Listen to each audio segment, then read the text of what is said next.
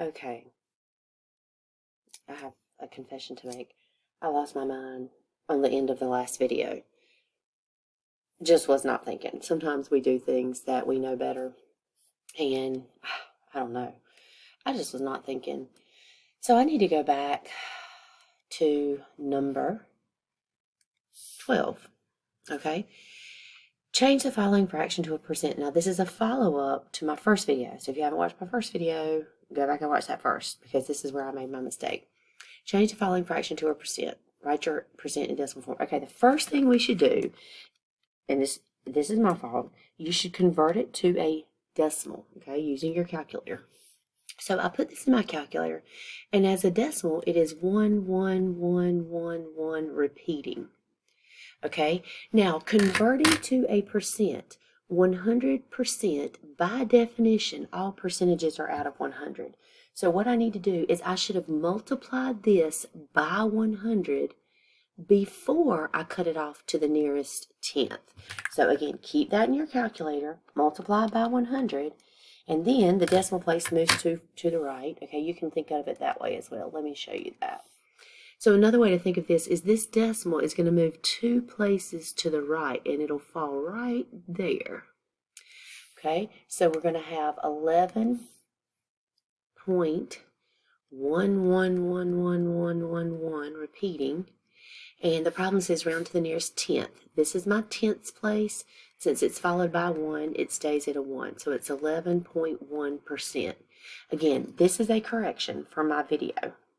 I made it yesterday, but it was the video prior to this. Sorry, totally my fault. I just lost it. Okay, let's try to do better here. Change the following mixed number to a percent. Write your answer in percent form. Okay, so what I'm going to do is I'm going to convert this from a mixed number to an improper fraction. I need to multiply these two numbers together, and then I need to add the number on the top. So 6 times 1 is 6. 6 plus 5 is 11. And 11 goes over the denominator that I already had. I keep the denominator that I had. This is converting a mixed number to an improper fraction. This denominator remains. To get my numerator, I multiply 6 times 1, and then I add the numerator, and you get 11. Now I do the same thing I did in the problem above, and since I messed the problem above up so badly, let me try to correct myself. 11 divided by 6, okay, I'm getting 1.8333 repeating. Okay, if I want a percentage, remember percentages are always out of 100. So I need to either move this decimal 2 places to the right, or I need to multiply by 100. You would get the same answer either way, whatever's best for you. So I'm going to get 183 point, and it says round to the nearest tenth, so that'll be 3.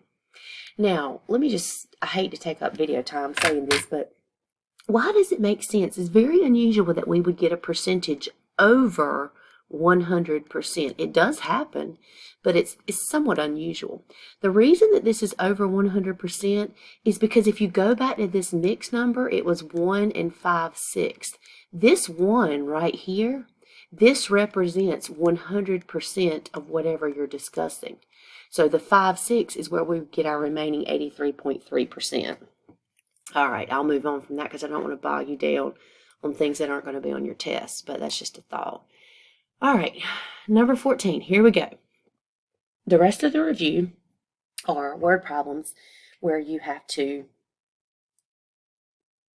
calculate a percentage. The baseball team won 8 of the 12 games they played during the season. What percent of games did they win?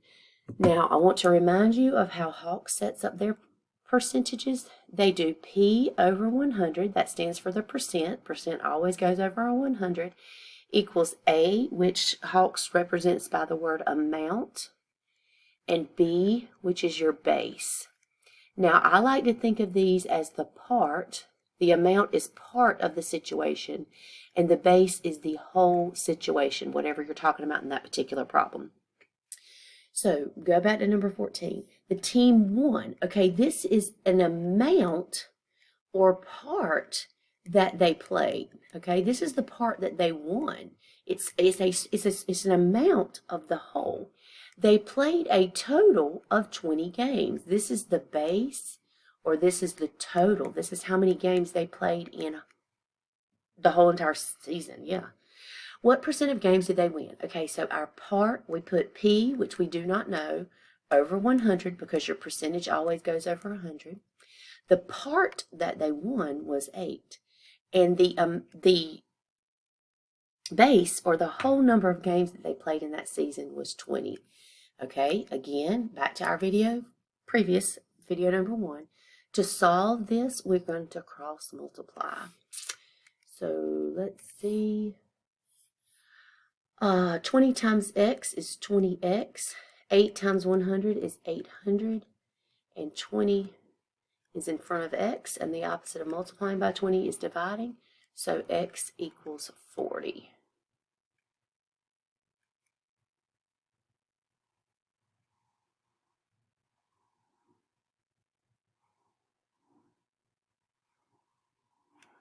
I should put a percent there. 40%. They won 40% of their games, so not quite half of their games, but 40%. Moving on to number 25. Use the basic proportion. This time they gave you the formula P over 100 equals A over B to solve the following part. 25%. Okay, you don't even have to think about this. If you have a percentage, you put it over 100. Okay, I like to use is over of equals part over 100, but that's not an option here. Okay, of is your total. Okay, this is your total. They're saying 25% of 20 is what number? What part, okay, this is your part. We're looking for our part. What part would be 25% of 20? So we put our percentage over 100. We do not know the part, so we put an X. And our total, or our whole, or our base is 20. And then you will cross multiply. Now, for time's sake, because we only have 15 minutes per video, and I don't want you watching 2 hours worth of videos, I'm going to let you solve that out from there. Okay, let's go to the next one. Similarly, you set it up using the same formula. Again, your percentage always goes over 100. The difference here, they've given you the part. They've given you an amount. Okay, 12 is the amount of the base. We don't know the base. Okay, 30% of what number? What number would 30% of be 12? We don't know. So we put 3% over 100 equals the amount that they gave us was 12, but we don't know what the base is. Oh, I'm sorry. Yes, that's correct. 12 is an amount of the base. We don't know the base, so we put an X in the denominator. Never fear, we multiply these, cross multiply the same way that we did in all of our other problems. So we'll have 3x equals 1200.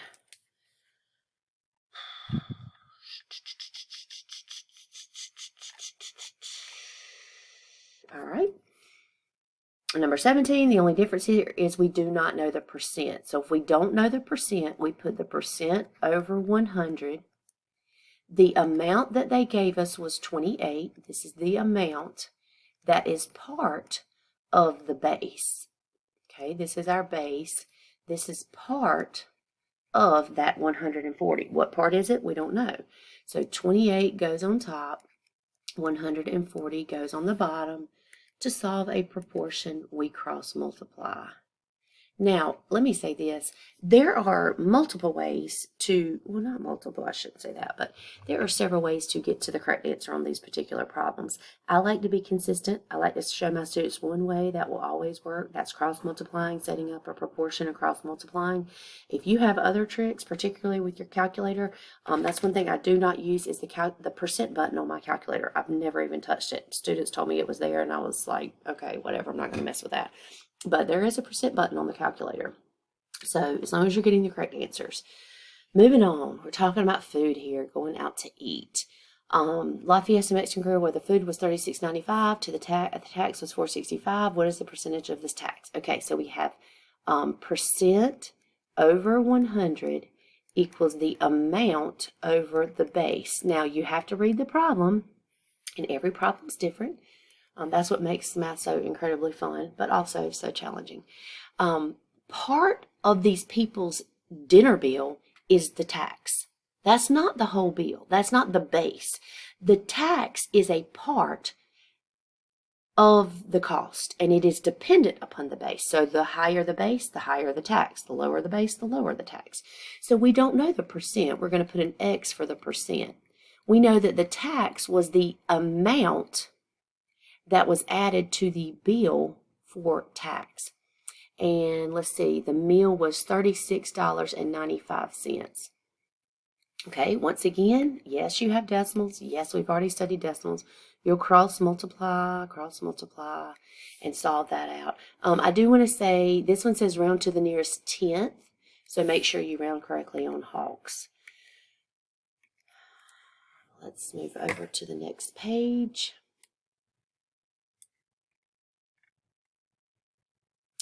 All right, I've got 4 minutes. In one season, a basketball player missed, this is crucial, 25% of her free throws. How many free throws did she attempt if she made 183?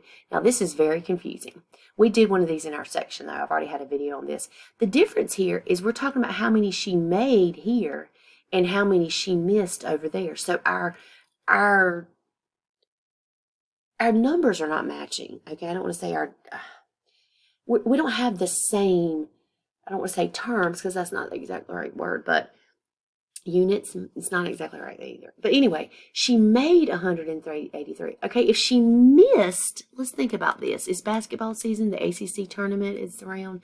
If she missed 25%, then that means she had to make, okay, what we would do is we would take 100% minus 25%, and that tells us that she made 75% of her free throws. This is how many of her free throws she made. So we actually aren't going to use this information. I'm going to scratch this out. This is what we call, well, it wasn't a distractor because we used it for part, but we're done with that information now. What we want to talk about is if she made 83 and then she made 75%. So 75 will go over 100 because our percent is always over 100.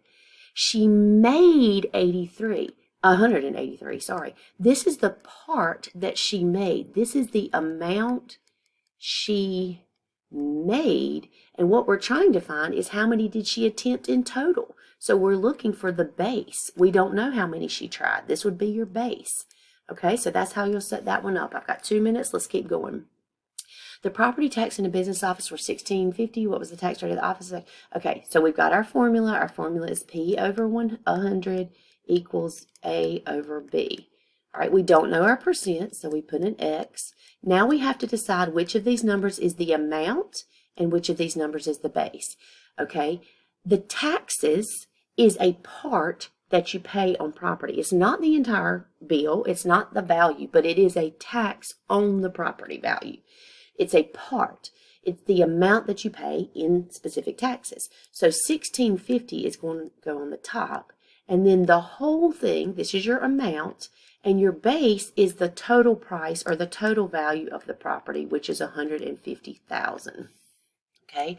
I don't want to forget, you're going to cross multiply here. Every single problem, we're using the same process.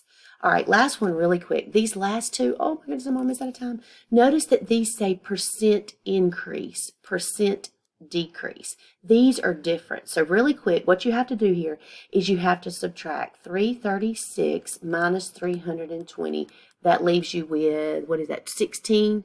16 is the amount changed, okay? So you don't put 336 in the problem and you don't put 320. You put the percent over 100 equals the amount change, which is 16, over the original. And you have to read the problem. Which one came first? Did 320 come first or did 336 come first? And 320 came first because that was the previous year. So this is what we call the original. Okay, my video is going to end, but the other one is very similar. Look